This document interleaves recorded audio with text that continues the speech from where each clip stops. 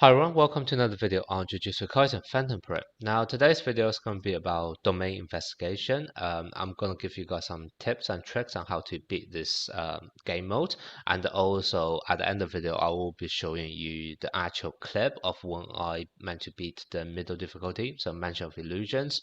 I will provide some commentary turn by turn so you know exactly what I chose to make certain attacks at the different timings, etc. And also just kind of have a idea of how to actually beat it. Now, in terms of this type of content, let me just give a quick overview first and also tell you guys some characters which are actually really strong, but I just haven't used in my demo later on, purely because even though those characters I'm going to talk about are SR characters, I just haven't been lucky enough to actually pull them. So I can't actually use them in my own gameplay, but I do have other ways around it. So if you were not lucky enough to get those SR characters, then don't stress too much about it either. Now, what is this domain investigation, first of all? So domain investigation is like a consecutive battle of 5 different stages. Now, every single time when you go through a stage, your HP and also special ultimate gauge is going to be carried over to your next area. So let's say if you ended the first stage with only 70% HP, you will then start off the second stage with only 70% HP. Any character that has been killed off will also not be playable for the future stages, etc. And that includes Gojo, who will disappear after 7 turns. So you don't actually want to play Gojo too early, because if you play Gojo too early, you won't actually be able to use him again for the last few stages when it's actually a lot harder. Now, because your HP and also special ultimate gauge do carry over from one battle to another battle, the main strategy around this is basically find your ways to preserve your HP so that you always stay healthy and fresh every single time when you start the battle.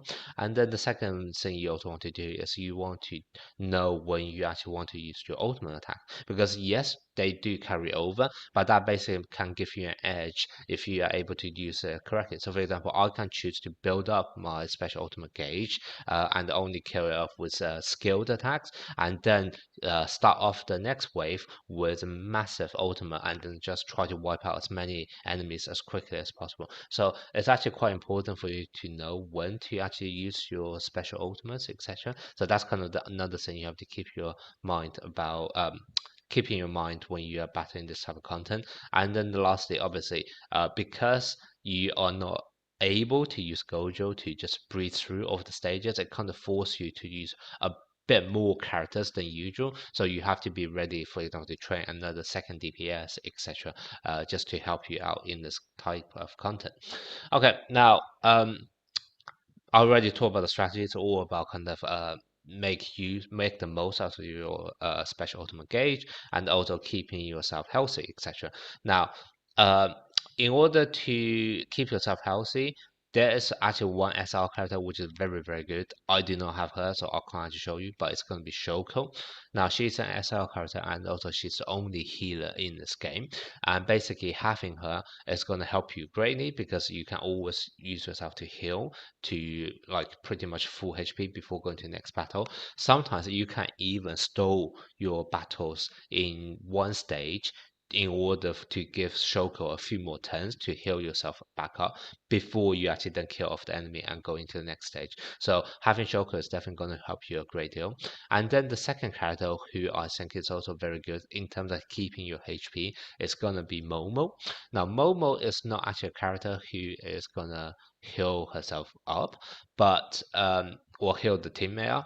But whenever she uses buff, she does give herself a dodge for one attack. And basically, because in domain investigation, even if you into the battle and you retreat, it's absolutely fine, because you can just restart the battle again. As long as you don't actually lose the battle. If you lose the battle, then unfortunately you can't use any of those characters again.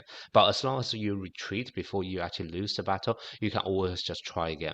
And because of that, what you can actually do is use Momo as your buffer.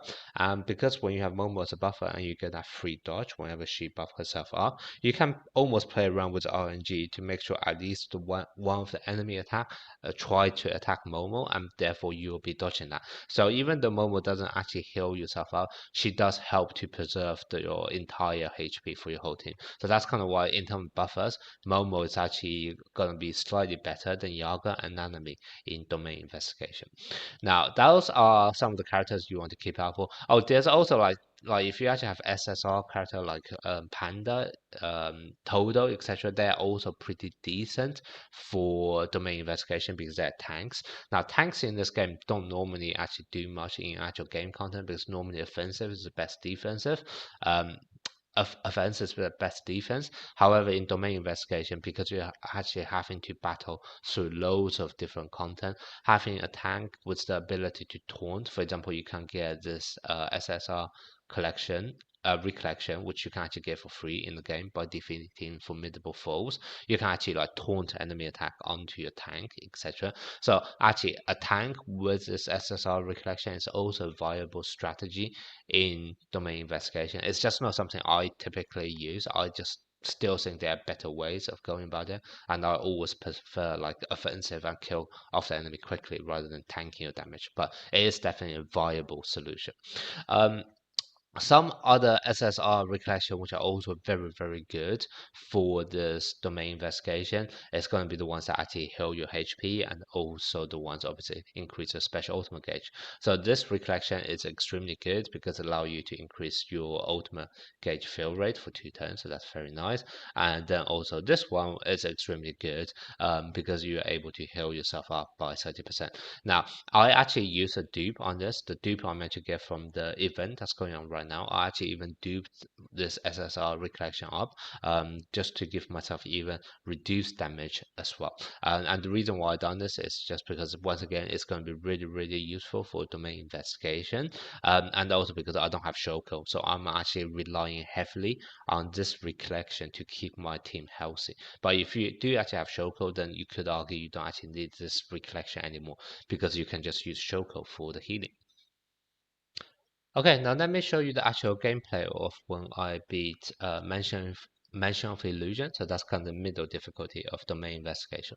Now, one thing you guys need to know up front is that the enemies do change every single time when you battle it. Well, they can change. So that basically means you may not always see the same enemies as what I am showing you here. So for example, I may start off the battle with this 3 enemy. You may start off the battle with 3 different enemies, or maybe even 2 enemies instead, etc. So you do have to kind of think on your feet a bit and just play around depending on which enemy you're actually facing.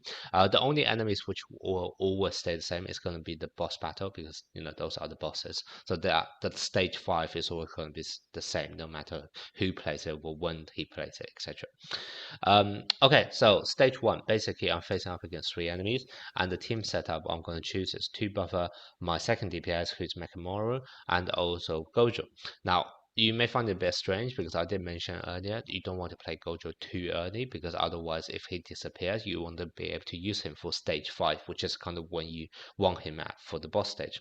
However, when you actually go into stage 5, the boss stage, you also kind of want Gojo to start off with his special ultimate gauge full, and as a result you actually need to play Gojo in one other stage to build up his ultimate attack, right? Now, between stage 1 to 4, I personally think Gojo is best suited for stage 1, and that's because on stage 1 you are starting up completely fresh, whereas on stage 2, 3, and 4 your HP, but also most important, your special ultimate gauge is going to be carried over. So what that basically means is that I would be starting, let's say, stage 2, potentially already with 50% of my ultimate attack ready.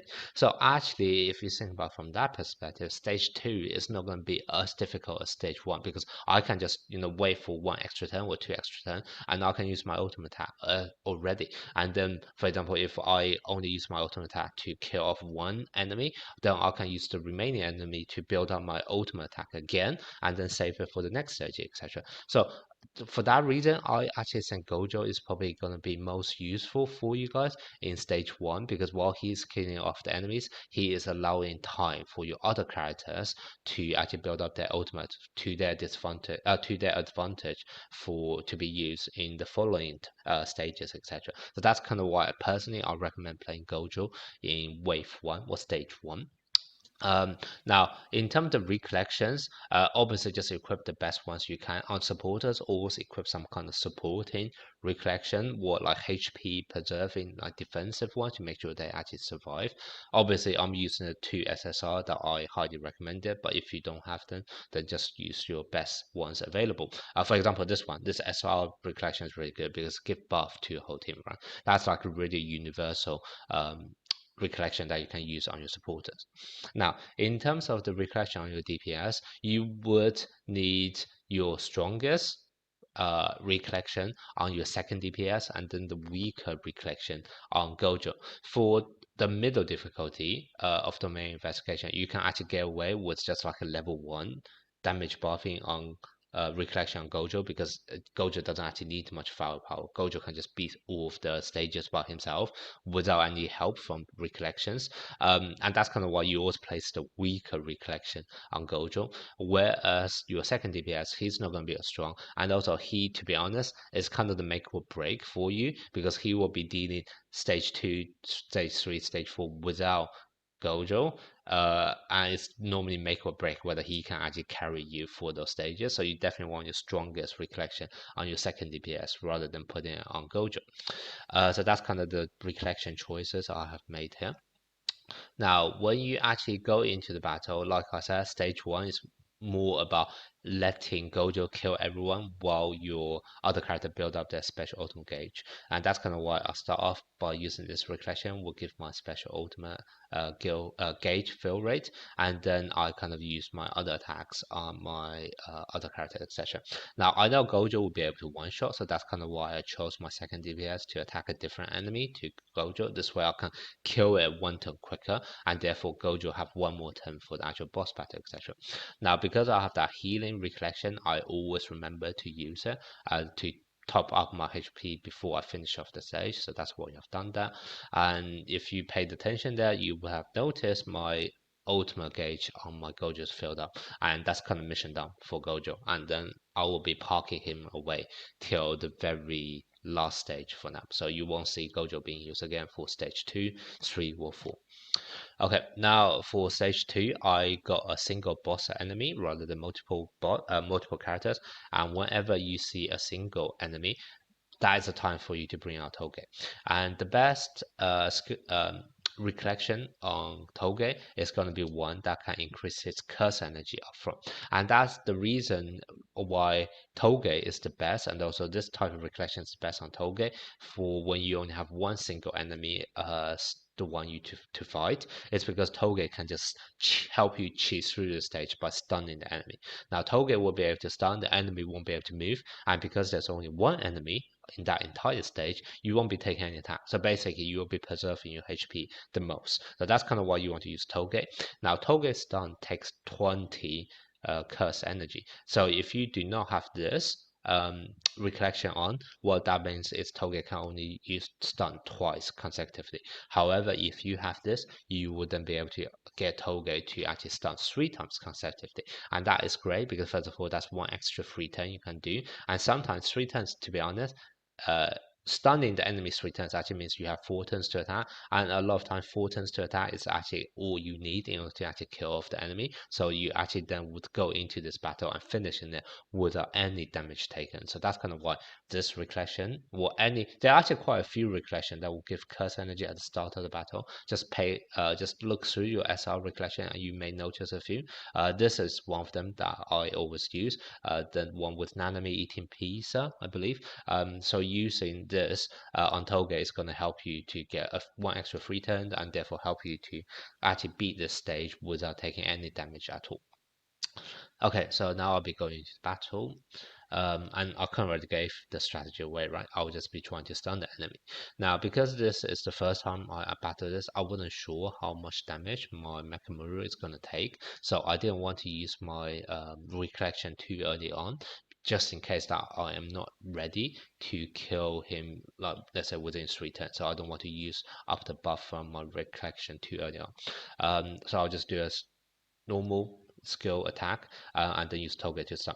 Now here I paid notice, I said, oh, actually I may not be able to actually kill this boss within 4 turns, remember, because my Toge can stun for 3 turns consecutively, I only get 4 turns. However, judging by the damage I just done, I wasn't sure whether I can actually beat the enemy in 4 turns, so I decided rather than stunning the enemy for 3 turns, letting him to build up his ultimate attack, and then having to risk his ultimate attack landing on me, it's actually a better choice for me to let him to act now, so he can attack me with one of his weak attack rather than attacking me 3 turns later with his stronger attack. So that's kind of why I actually purposely chose not to stun the enemy for this turn and just use a normal attack on Toge. Turns out the enemy didn't actually attack me. He used a different move instead, which is nice. And now I can go back to my initial strategy of stunning the enemy. And I also know, okay, because I already bought myself 1 turn of not using stun, I can go all out. And that's kind of why I use my damage buffing recollection on my Mechamaru, and also you can kind of see here I'm able to kill it within the next 2 attacks, etc. So you can see I kind of finished this entire stage without taking any damage, just thanks to the stuns from Toge. So that's kind of why Toge is really a must-have when you ever face a stage with only one single enemy. Okay. Oh, something I also forgot. Every single time when you finish a stage, you're gonna see this assistance occurred. You always want to pick the damage dealing ones. Offense is always the best defense in my opinion, so always just try to give extra bit of help for you in terms of damage output. The only exception you may have to make is in stage 5, and I'll kind of tell you guys about why when we actually come to that stage. Okay, now because stage 3 there is more than one enemy, so obviously I'll put in Toge away from my first team, and instead I brought out Kaito. The reason why I brought out Kaito is because I kind of also want to charge out Kaito's special ultimate in ready for the very last boss battle, because when Kaito have his ultimate attack, it also gives like a damage dealing buff, so that would be very useful for Gojo. And also you can actually chain Kaito's ultimate attack with Gojo's ultimate attack into a collaborative attack, and for a bit of extra firepower from Gojo as well. So that's kind of why I want to charge up my Kaito at the same time. Now, here is basically normally what I highly recommend for you to do for stage 3 is to use the ultimate attack that you have meant to charge up on your second DPS. In this case, it's going to be Mechamaru, and that's also a reason why I'm really like using Mechamaru for domain investigation. In fact, because Mechamaru actually have 2 AoE attack. There's a really strong skill attack from Mechamaru, which is this one, the third one, and there's also another AoE, which is his ultimate attack. And his ultimate attack normally is actually able to one-shot like an entire wave of enemies. And if you actually use his skill 2 twice in a row, you are also able to just kill off one wave of enemy very easy. So that's kind of why Mechamaru is like a really nice choice for domain investigation. You don't have to think much, you just kind of go AoE and just kill everyone. So that's kind of why Mechamaru is really nice. Normally I would have choose to use special attack on stage 3 just to kill everyone off, or make sure that I'm able to kill everyone off. However, I was hesitating for a bit here because I realized that 2 of the enemies are actually weaker against green. So I was thinking, okay, maybe I can actually preserve my special attack for the next wave rather than now. So I thought, okay, actually let me change back to skill 3 for AoE instead. Now because I'm trying to one-shot the enemy, that's kind of why I use my recollection straight away. However, it turns out that was not the case. The enemy didn't actually die, so that was a bit of a misjudgment from my side. I was kind of hoping with the color advantage I'm able to do it, but obviously I'm not able to.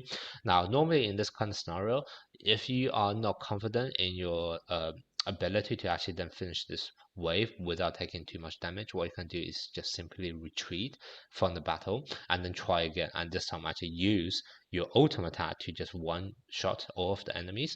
However, because I have this healing recollection, I thought, you know what, I'll just go with it, because they did actually end up attacking different units on my side, so I can actually get those HP that I lost back anyway. So what I do is now I just use a single target attack on one of those enemies and use Kaito's normal attack on another one.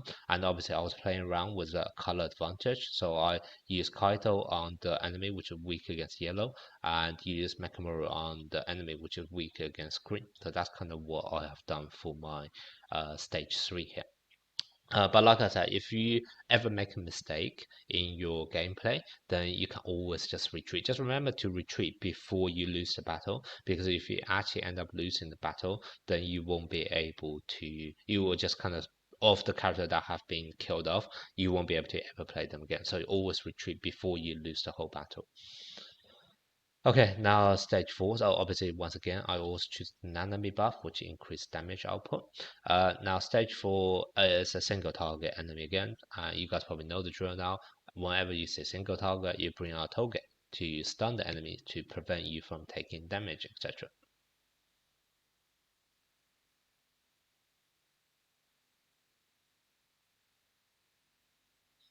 So buff, because there's only a single target, I'll be using a single target skill attack. Once again, I wasn't sure whether how much damage I can and how many turns I'll take, so I chose not to use recollection on the first turn just to kind of test the water a bit. And then I realized, oh, actually I've done a huge chunk, so I may be able to.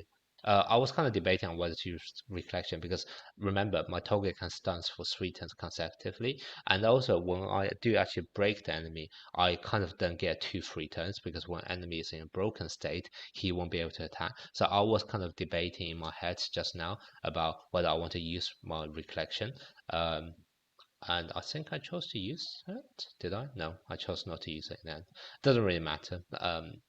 Because I do remember I meant to break the enemy fairly quickly in this time. Yeah, because I got a critical hit, so I meant to break the enemy really quick there. And then because I know I'll definitely be able to break the enemy here, I chose not to use stun on my Toge. So this is once again something you want to keep an eye out. I think I was slightly lucky there with that crit, and also the fact that enemy is weak against green, which is a color of Mechamaru. But for you guys, maybe you have to do the same thing as what I did in wave 2, which is actually do not use stun so early, actually tank one of the smaller weaker attack from the enemy, so that you can then stun him when the enemy is about to use his stronger attacks. But yeah, so that's stage 4. As you can see, it's actually really straightforward once you know what you're doing. Stage 2 and stage, oh here, assistance occurred. For every single time when you beat stage 4, you are always going to see a new type of buff which is going to appear, which is Yaga. Now Yaga increases critical rate, and because this is always going to be a large version, so you can actually tell how strong the buff is by the letter in the bracket, whether it's S, M, or L, which basically stands for small, medium, or large, right? So because the Yaga one is by default always going to be a large one, normally that's the better buff for you to choose.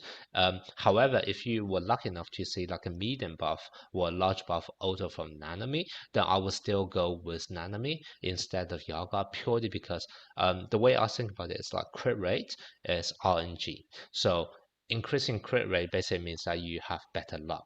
However, in this game, whenever you retreat, it doesn't really cost you anything. So I can actually keep on replaying the stage for a bit of a luckiness. So from that perspective, increased damage output is actually normally going to be better for you overall.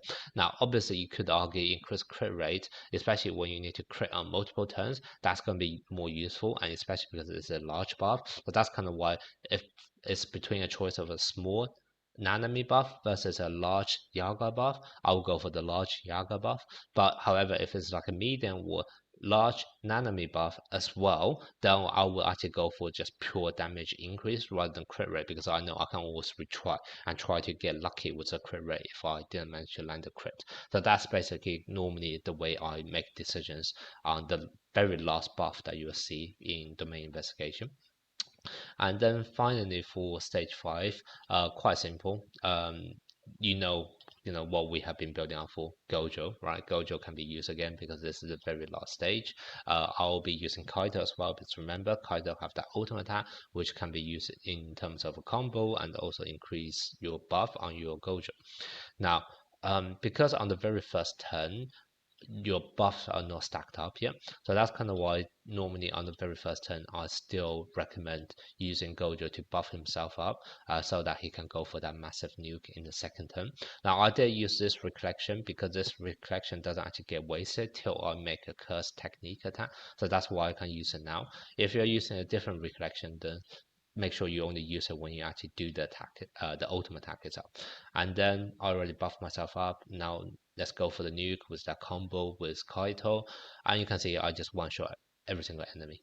So yeah, so hopefully you can see domain investigation is not actually that scary, especially if you are using like a really suited DPS such as Makimaru who have AoE attacks. It's actually really straightforward to beat domain investigation.